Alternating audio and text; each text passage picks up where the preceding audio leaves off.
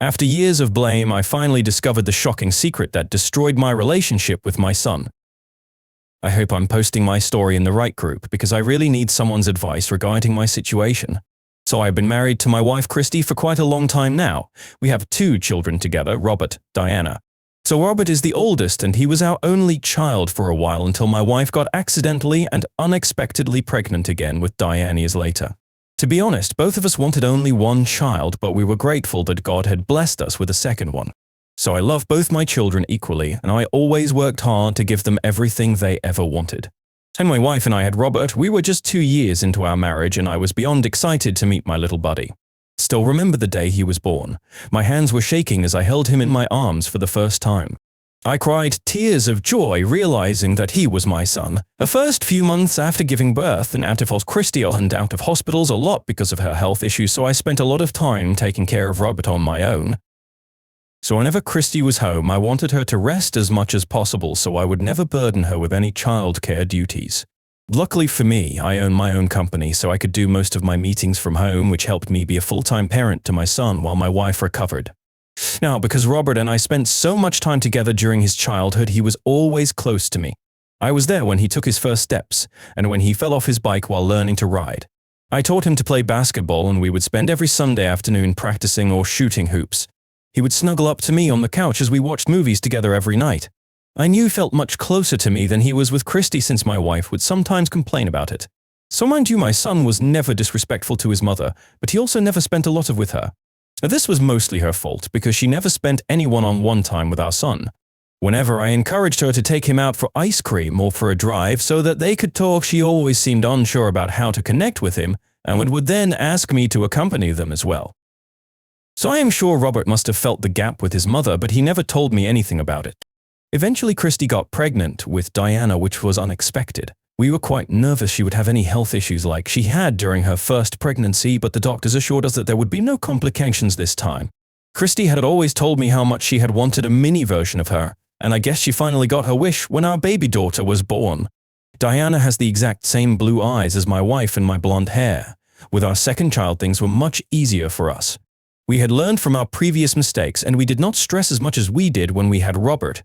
I know people say they don't care what gender their baby is, but having both a son and a daughter, I can say that my heart never felt so soft until Diana was born. As a father, when you hold your daughter for the first time, you feel like you can do anything for them from that moment onwards. I felt like I could burn the whole world down just to keep my daughter warm if needed. I can honestly say that daughters can really change you as a man. With my son, I was more carefree, but with my daughter, I learned to be careful and felt possessive with her as I did not want anyone to harm my baby girl. Both Christy and I were a little worried during our second pregnancy because we wanted Robert and Diana to get along, but there was an 8.5-year age gap between them, which can be significant. Luckily for us, things worked out. Robert was a wonderful older brother to Diana right from the start. He would lovingly hover next to her and just watching her sleep or play with her when she was awake. My son was really attentive to his baby sister right from the start, and I'm proud to say that both my children have always been very close to each other. This is exactly what every parent wants, honestly. Nothing beats having your siblings your best friend. Now that we have talked about my children, I would like to elaborate more on my marriage. Christy and I met when we were in college. I was a nerd, and as a child of immigrants, I had clear goals in mind that I wanted to achieve after college. I watched my parents work very hard throughout their lives, and I always aspired to start my own company and earn our money to give my parents everything they had ever wanted. Christy, on the other hand, had a much easier life than mine. She came from an upper-middle-class family, and let's just say that she did not have to worry about money. So I met Christy for the first time at a party where she was blackout drunk and partying with her friends. She was beautiful, and I knew that she was way out of my league, so I did not even bother striking a conversation with her. However, the next time we met at a party, Christy approached me and asked me to dance with her. Being a nerdy kid, I didn't know any impressive moves, so we mostly just scuffled around and giggled. Christy was smart, confident, and an extrovert who had no qualms about expressing herself in front of an audience. Although she gave me a lot of signals to ask her out, I was still unsure about us. Not just because I was an underconfident kid back then, but also because Christy partied a lot those days, like she could party until the sun came up the next day, and was always surrounded by her friends. I have always been the sort of guy who doesn't go around dating for fun, so I decided to not ask her out as I knew it would be a waste of time for both of us.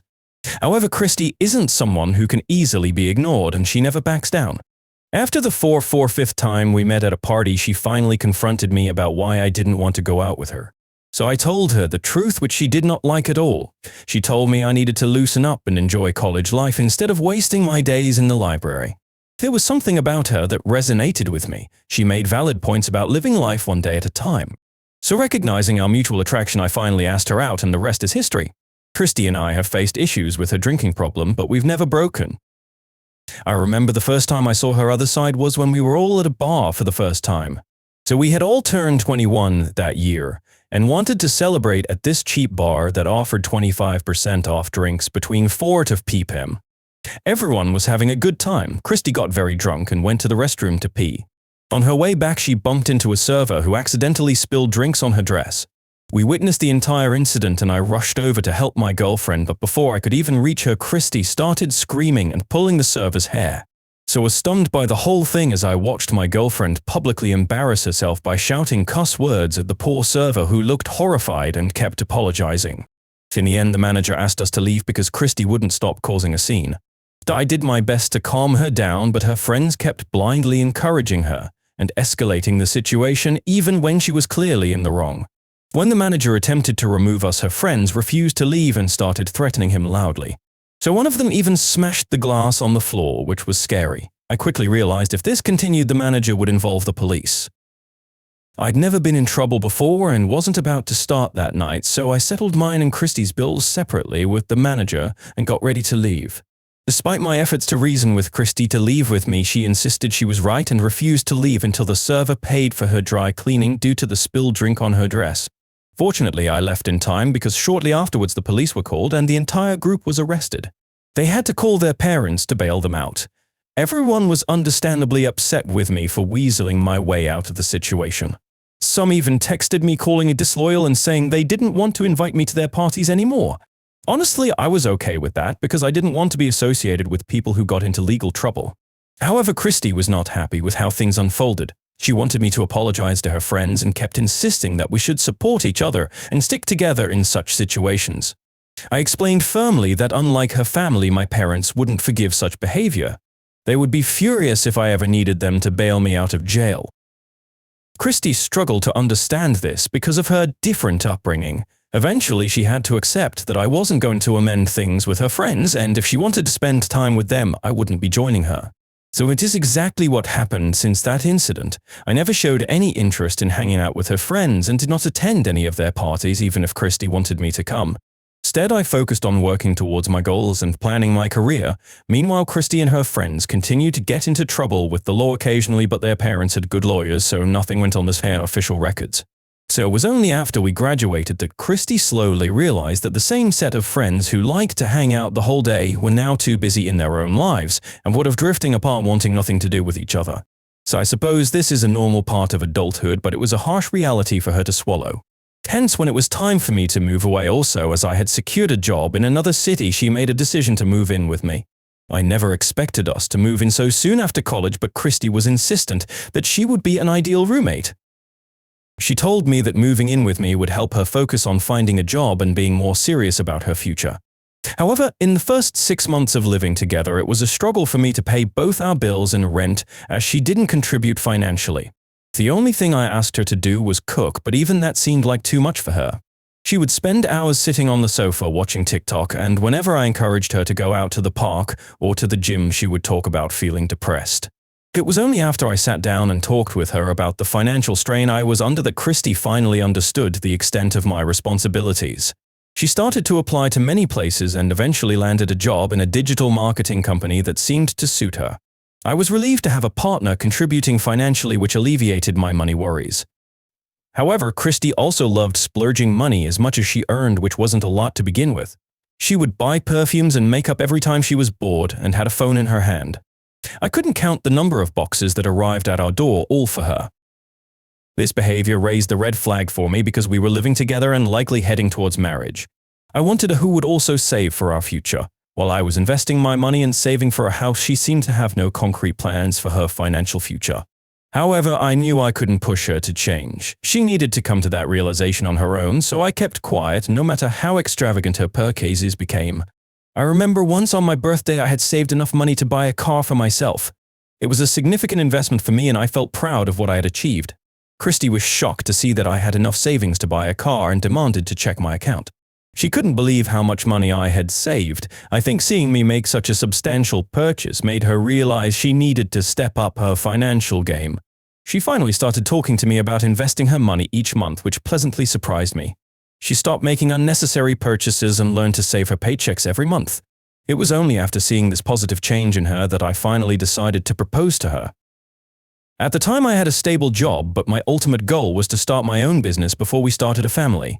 Hence, after our engagement, I left my job to start working on building my company. I'm really grateful that my wife stood by me during those challenging early days when I was working tirelessly to get my business off the ground. Although I had saved enough money so that I never needed to rely on her financially, those days were incredibly emotionally frustrating and I needed her unwavering support more than ever. Starting a business isn't easy and it requires a lot of dedication. Being a perfectionist, it was particularly challenging for me to learn how to manage and delegate tasks effectively to my team in order to grow my business. Christy and I got married only after I had successfully built the foundation of my business, as I wanted to ensure I could provide for her. Over the past 28 years, my business has expanded and grown significantly. I earn well. Thanks to my business, I have fulfilled my dream of being able to provide my parents with a comfortable life. Christy was also able to leave her job to become a stay-at-home mother. I would say neither of us had any major issues in our relationship, or so I thought until today. After the children grew up, Christy spent most of her time with her friends or at the gym. We go out on dates every Friday and we still maintain a very intimate relationship with each other. So our children have grown up seeing us affectionate with each other and they quickly became accustomed to it. In our family, we never had any major fights. However, one night we had an incident that changed everything for us. So you see, during this time Robert was a teenager and like any other teenager, he had his typical mood swings. He stopped hanging out with me like he usually did. Instead, he spent a lot of time with his friends or in his room listening to music. I felt sad that my little boy was growing, but I didn't mind and always reminded him that I was there for him whenever he needed me. On the other hand, my daughter, being 8 years younger than him, was still a child and still needed me, unlike my teenage son. Diana would rush to greet me as soon as I came home from work. I cherished the way her eyes would light up whenever she would spot me holding a teddy bear or flowers behind my back to surprise her. I guess you could say that Robert might have been a bit jealous that I spent most of my time and attention after work on Diana. It was never my intention because I always tried to include him as much as possible. However, I think another issue was his relationship with his mother. She didn't hesitate to show favoritism towards our daughter. She loved how similar Diana was to her and would often point it out. Sometimes I would privately urge to spend more time with Robert as well, but she would always dismiss my concerns, telling me that he probably just needed his space and I was overthinking things. I don't know what issue she had with our son, but she never gave him any time of day. So if they ever talk, it was always just small talk. Hence it did not come as a surprise to me when Robert started to rebel slowly. It began with him talking back to his mother, but it escalated when he started to eat to drink with his friends. One night he even took my car keys without permission and was caught by the police while driving under the influence. I was shocked to receive a call from the police in the middle of the night informing me about my son's situation. Fortunately, they decided to give him a warning since it was his first offense. I was furious and gave Robert a stern lecture about how he was jeopardizing his future. I expected my wife to support me, but instead she defended Robert, saying that young people needed to have fun sometimes and that what he was doing wasn't much different from what she had done herself. I was shocked because this was not something I wanted our son to hear. That night marked the first major fight in our family because it felt like she was reverting to her irresponsible self from her college years. I felt I had to step up as a parent because she seemed like how our son was acting irresponsibly, thinking it reminded her of her own past. Robert, on the other hand, did not care and told me that he just wanted to be alone. So I tried to encourage him to go for therapy, but he refused, telling me that he didn't need anybody's help. He continued to be defiant, would talk back to us at home. We would frequently receive complaints from the school about his incomplete assignments and disciplinary issues. So it was like he was becoming a completely different person altogether. Whenever I wanted to sit down and talk to him, he would dismiss me or keep quiet the whole time just to avoid any conversation. His behavior started to worry me a lot, and during this challenging period, I also had to travel extensively for work because I was in the process of expanding my business. But looking back, I realize I might have neglected my responsibilities as a father. Perhaps I should have made more effort to talk to my son even though he was pushing me away. I wish I could have held on to my son and taken away whatever it was that was troubling him. One day it all came to a head when I returned home from one of my work trips to hear my wife and son screaming at each other. So as I entered the kitchen, I found broken glasses and plates strewn across the floor. My son was facing my wife, yelling about how much he hated her. Instinctively, I positioned myself between them to protect my wife because I did not like the way my son was screaming at her. Son then, upon seeing me, redirected his anger towards me, accusing me of being a coward and yelling at me for being a deadbeat father, which deeply shook me. I attempted to calm him down and ask my wife what had transpired, but he continued shouting, insisting that our marriage was a sham and accusing us of lying to him his entire life. Confusion clouded my thoughts as I struggled to comprehend what he was insinuating. So my wife sternly intervened, reprimanding him for discussing our marriage and reminding him that he was too young to make such accusations.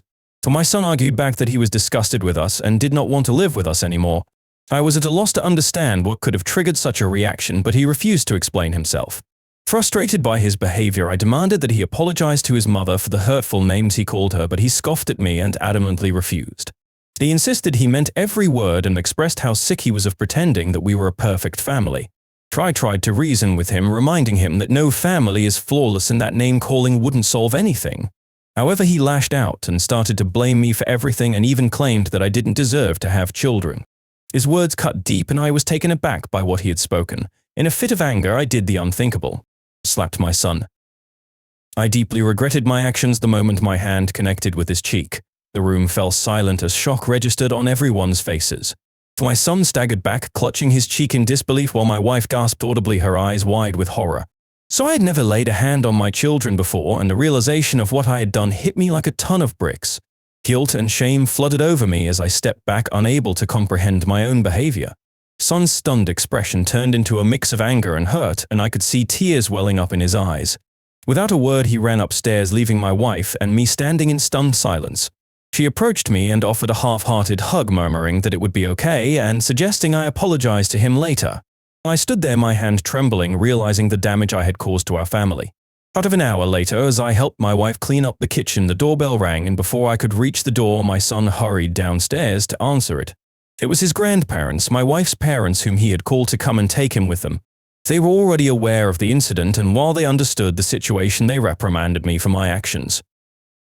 I attempted to apologize to my son in an effort to mend things, but he ignored me as if I didn't exist. He had packed his bags and went away to live with his grandparents. He didn't even stay to say goodbye to Diana, who was at a friend's place celebrating her birthday at that time. So initially we hoped this move would be temporary, but Robert eventually made it clear he had no intention of returning home after that incident. So I did everything humanly possible to seek his forgiveness. I apologized daily, attempted conversations when visiting his grandparents' place, where he often locked himself in his room, and sent countless texts pleading for communication. Despite my efforts, my son ceased all contact with me. The only ongoing expectation was to financially support his education while he lived with his grandparents. So I also talked to my wife regarding the incident, and she explained that Robert and she had an argument about his homework that got escalated quickly. At that moment, I had no reason to doubt her account, especially considering Robert's previous behavioral patterns. For a long time, I believed that my son's apparent hatred and abandonment was solely because of that one incident. When my son got into college with a full scholarship, I couldn't have been prouder of him. Sent him a text congratulating him and expressing how proud I was. I ended the message with another apology. However, he responded with a long text asking me to stop sending him these messages and stating that I was no longer his father. His words echoed the painful memory of that night when he called me a deadbeat father despite all my efforts to reconcile with him. So I had apologized countless times for that one slap, and if my son continued to hold such resentment towards me, I felt there was nothing more I could do to repair our relationship. So a conversation marked the last time we spoke. These past 5 years, I've deeply missed my son a lot, and I think about him all the time.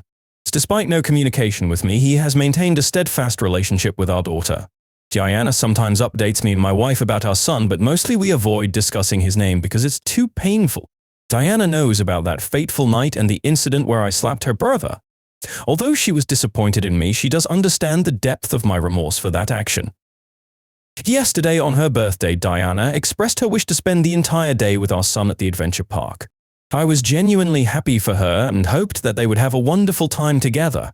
When Diana returned home late that night, she appeared disturbed. While Chrissy had already fallen asleep, I stayed awake to ensure our daughter returned safely.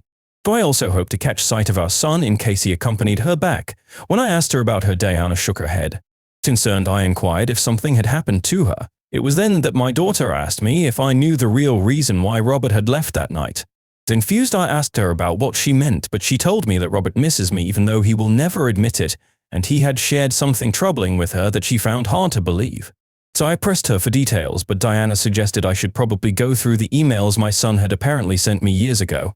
So initially, I believe my daughter might have misunderstood Robert, because if he had ever sent me emails, I would have undoubtedly responded to them. Checking my Gmail, I found no emails from Robert. Puzzled, I wondered why he would tell Diana he had emailed me if he hadn't. I recalled having an old email address that I hadn't used in years, which I had used to create my Facebook account. Although I hadn't used it in a long time, I thought it might be worth logging in to check for any emails from my son. Even though I had forgotten my password, I managed to recover my account successfully. Imagine my shock when I found several emails from my son sent over the years just waiting to be opened in my inbox. But I began reading through the emails he had sent, and I soon realized that my son would send me an email every time he was having a difficult day. It brought tears to my eyes as I went through his messages. In his recent emails, he expressed his regret more and more about not opening up to me sooner about the real reason why he left that night. In it, my son recounted the night he had argued with my wife. He described returning home from school to find her in bed with someone else. So naturally, he was furious and started to yell at her. In return, she threatened him, insisting he keep the secret to himself, warning him, revealing it could lead to our divorce. She also told him that I have supposedly been cheating on her during my work trips and that we had an open marriage. This revelation utterly disgusted our son, leading him to call me all those names, believing his mother's accusations were true. It wasn't until years later, when he started going for therapy, that he realized just how his mother had clearly manipulated him. By staying connected with Diana, he gradually understood that our marriage was never open and that his mother had been the one cheating behind my back. He ended the email by expressing how he didn't have the courage to face me, knowing that he was the one who had walked out of the family and had mistreated me for years. As I read his email, I felt a rush of shock and sadness. It was like a punch to the gut, reading the truth my son had been holding on to all these years. I felt betrayed and angry, realizing that my wife had been cheating on me all these years and I had absolutely no idea. My life feels like it has fallen apart. What should I do? Should I confront my wife about this even though I don't have any proof? What if she denies it, especially since she rarely admits to any mistakes? Update 1. Hello everyone, it's been a week since I last updated. To quickly update you, I confronted my wife, pressing her for details despite her denials, until finally she broke down in tears and confessed everything. She admitted to having an affair years ago during the time when Robert was a teenager and recounted the same details that Robert had shared with me in the email. She confessed that she was afraid of losing me, hence she had made up the lie about us having an open marriage just to shut Robert up. She went on to tell me how she convinced our son to keep the secret, but he was furious at both of us, which led to that confrontation that night. She never revealed the man's identity to me, but I honestly didn't care at that point. I could not believe that my wife was so disgusting that she had not only lied to our son, which cost me a relationship with him for all these years, but had also never confessed to me about her affair until I found out from my son's emails. During our argument, she also confessed to the fact that she had never liked our son because she had always wanted daughters.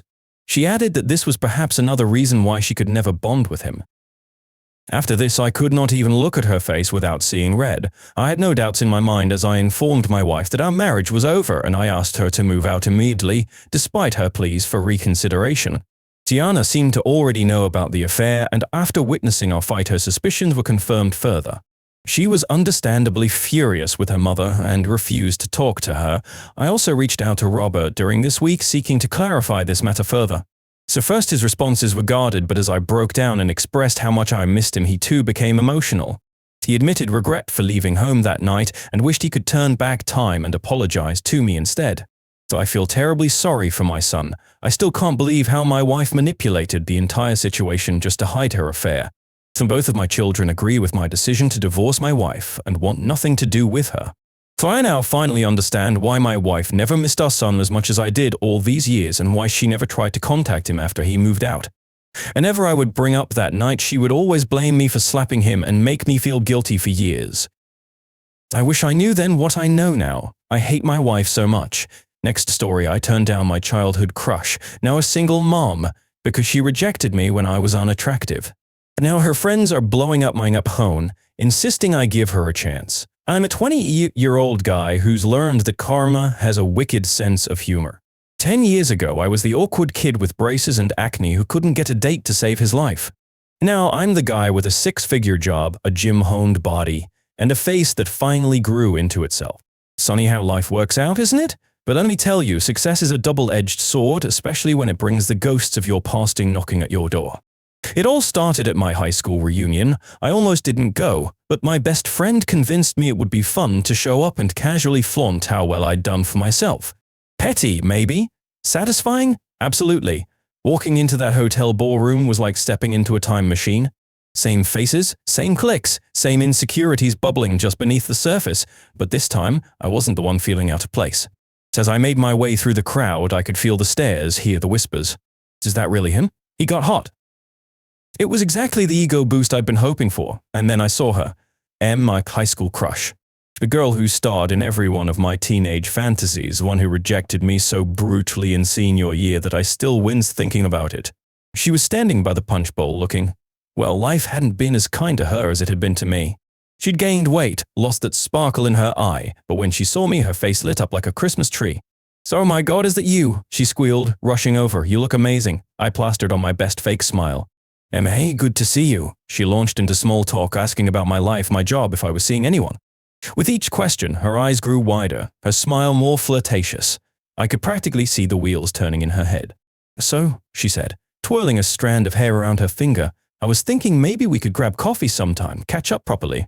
For a moment, I was tempted. This was everything 18-year-old me had ever wanted. But then I remembered that day in the school parking lot. How she'd laughed when I asked her to prom, how she'd told everyone about it for weeks after. Sorry, I said, not feeling sorry at all. So I'm pretty busy these days, maybe some other time. The look on her face was priceless. Shock, confusion, a hint of anger. She wasn't used to being turned down, even now. As I walked away, I could feel her eyes burning into my back. I'd be lying if I said it didn't feel good. See, I thought that would be the end of it. Boy, was I wrong. A week after the reunion, my phone started blowing up. Messages from people I hadn't talked to in years, all saying the same thing. You need to give Em a chance. First, I ignored them. But they kept coming, getting more insistent, more guilt-trippy. Finally, I got a call from B, Em's best friend since high school. I almost didn't answer, but curiosity got the better of me. What's going on, B? I asked, trying to keep my voice neutral. She's a single mom now, you know. Her ex was a real piece of work. I felt a twinge of sympathy quickly squashed by the memory of all those years of rejection and ridicule. That's rough, I said, but I don't see how it's my problem. B's voice got low, almost threatening. So you owe her this. After how you her at the reunion, I cut her off. How I treated her? Are you kidding me? Do you not remember how she treated me in high school? There was a pause. That was a long time ago, B said, her voice softer now. People change, Em's changed, she really likes you, and I think if you gave her a chance, you'd see what a great person she is now. I hung up, my mind reeling. Part of me wanted to block all their numbers and be done with it.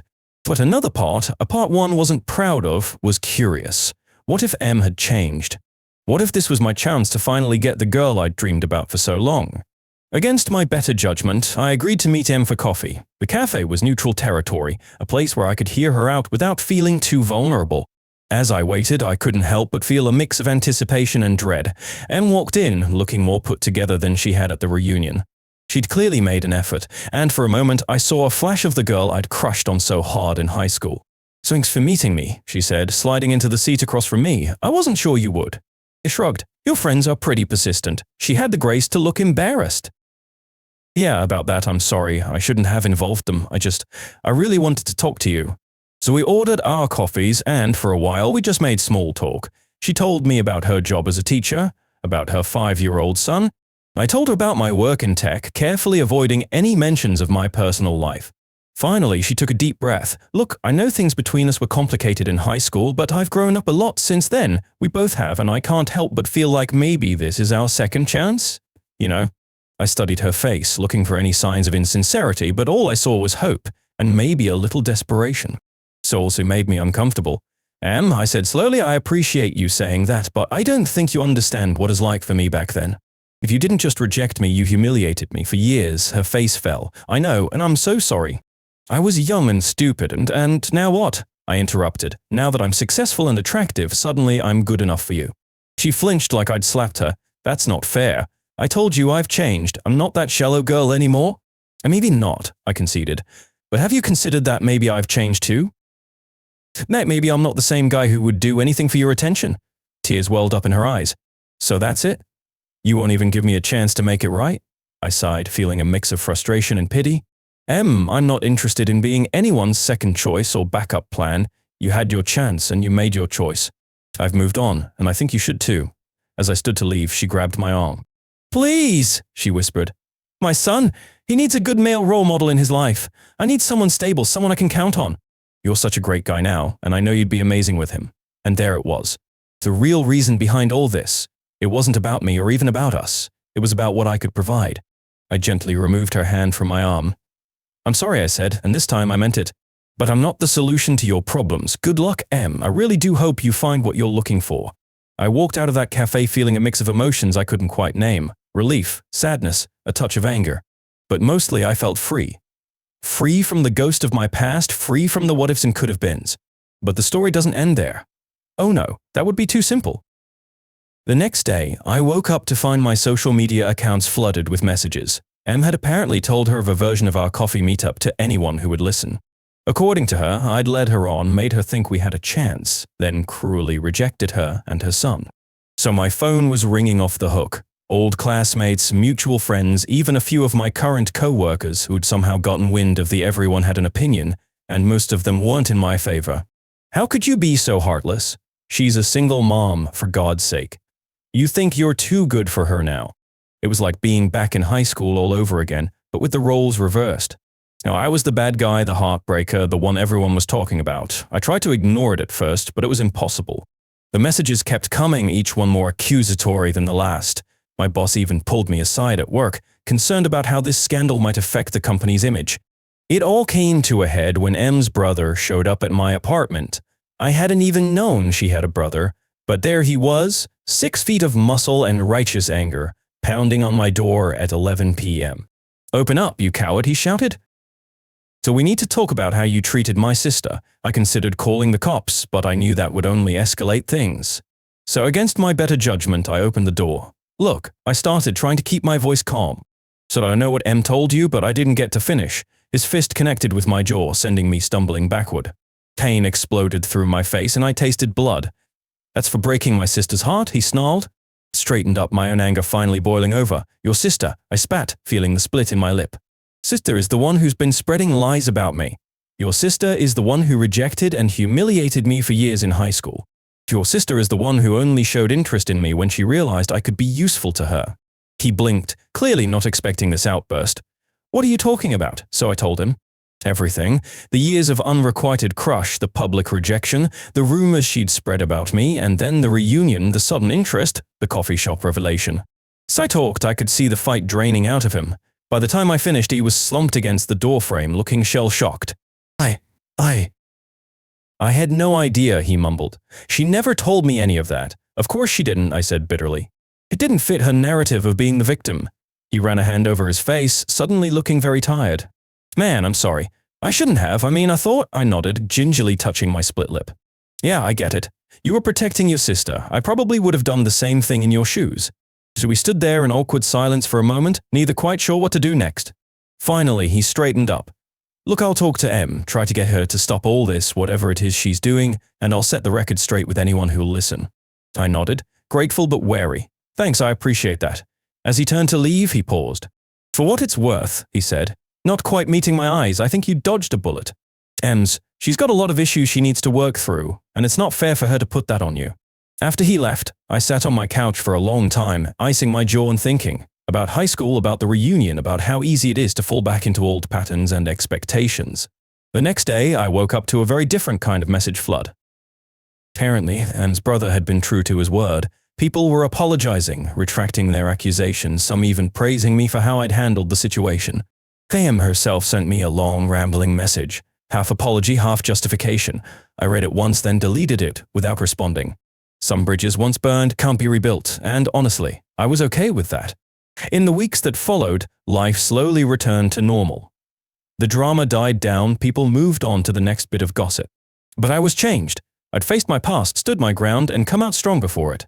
I realized that the real victory wasn't in rejecting M or in proving myself to our old classmates. It was in finally, truly moving on, in recognizing my own worth, independent of anyone else's validation. So here I am a few months later, still single, still successful, but with a new perspective on life and relationships. I'm not angry at M anymore, or at my past self for being so hung up on her. If anything, I'm grateful. Grateful for the growth, for the lessons learned, for the person I've become. And then to M, wherever she is, I hope she finds what she's looking for. I hope she learns to value herself beyond what others can do for her. I hope she becomes the kind of person she'd want her son to look up to. As for me, I'm doing just fine. Better than fine, actually. I'm living my best life on my own terms. And isn't that what growing up is really all about? Hey folks, if you enjoyed this roller coaster of high school drama, issues, why not adult realizations, why not hit that subscribe button? After all, you never know when you might need tips on how to gracefully reject your former crush while dodging punches from their overzealous siblings. Trust me, it's a skill that comes in handy more often than you'd think. Next story, my ex-wife abandoned me and our kids to be with her affair partner. Now she wants to come back after her life fell apart, but I refused. I'm 36, male, and let's just say life took a turn of meth. I didn't see coming. I'm not some high-powered exec or anything, just a regular guy working a regular job, trying to keep it together for my 2 kids. Thought I had the whole normal life thing down. Married for 12 years, decent house, 2 kids who mean everything to me. But that all went to hell about a year ago. It started small. You know how it is. Little things you try to ignore. My wife, S, started staying late at work. At first I didn't think much of it. We all get busy, right? But then she started pulling away. Like really pulling away. She was always on her phone, laughing at texts she wouldn't share. If I asked how her day was, I'd get some half-assed answer like, busy. I'm tired. Before she'd walk off, we stopped having real conversations. And the worst part, I knew something was off. But I didn't want to believe it. Then one night she came home smelling like someone else's cologne. I don't know what came over me, but I just asked, "Are you seeing someone else?" She froze like a deer caught in headlights, and that silence told me everything before she even opened her mouth.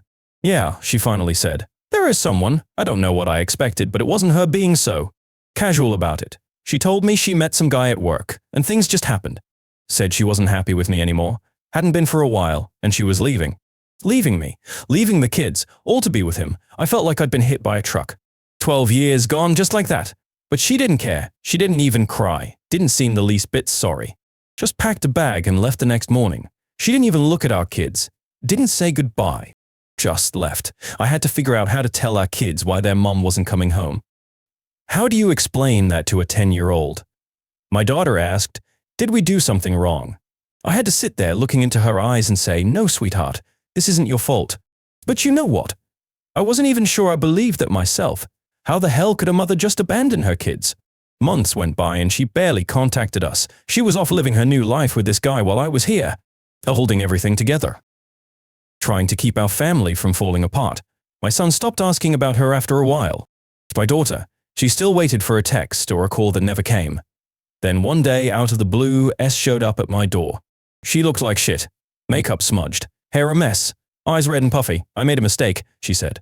Standing there like she expected me to feel sorry for her. "I want to come back."